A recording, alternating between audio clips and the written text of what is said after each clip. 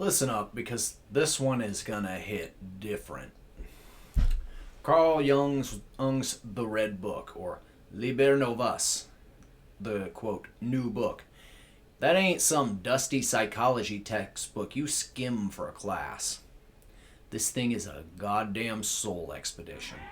A handcrafted, medieval style illuminated manuscript that one of the sharpest minds of the 20th century poured himself into after his world cracked open. Picture this, it's around 1913, and Jung has just developed the brass balls to break with Sigmund Freud, his mentor. His big book, Symbols of Transformation, drops, and suddenly the psychoanalytic world treats him like a mystic heretic. Rubbish, they call it. Professional isolation hits hard. Marriage strain, personal affairs, the looming shadow of World War I. Everything's piling up. Jung starts having these apocalyptic visions, like Europe drowning in a flood of blood, which, yeah, looked a lot like the war that followed. Instead of running or numbing out, he leans in. He records the flood of fantasies, dreams, and waking visions in his black books, then transcribes and illustrates them into this massive red leather-bound folio, calligraphy, full-page paintings, the works, for over 400 pages, 53 stunning images. He worked on it from 1914 to 1930, calling it his confrontation with the unconscious. This wasn't therapy homework. Oh no, Jung deliberately dove into active imagination. Someone's gonna slap me for making that mistake eventually. It's Jung. Talking directly to figures that rose up from his psyche. Elijah, Logos and Reason. Salome, Eros, the feminine. A giant Isdublar, a twisted Gilgamesh figure.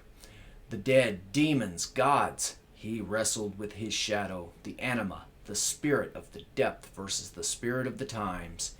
He faced madness, inflation, the death and rebirth of God, not as abstract theory, but as raw, lived experience. It's like Dante's Inferno meets a personal Gnostic gospel, full of biblical echoes, mythology, alchemy, and straight-up visionary fire. And here's the kicker that makes it hit so hard for a lot of us broken folk. Searching types. All of Jung's later work, the collective unconscious, archetypes, individuation, the whole analytical psychology framework, sprang from this crucible. He straight up said in his autobiography, Memories, Dreams, Reflections, that everything important came from those initial fantasies and dreams. The Red Book is the raw nucleus, the molten basalt that crystallized into the rest. It was locked away for decades after his death, shown only to a few.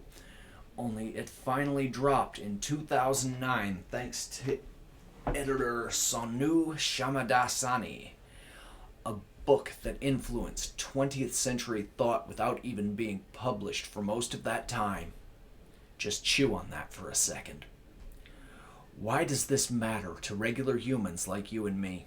Because in a world that wants to pathologize every damn shadow, medicate the mystery, and keep us scrolling in the shadows, Jung shows what it looks like to stare into the abyss, not as a tourist, but as a pilgrim, and come back with your soul a little more whole.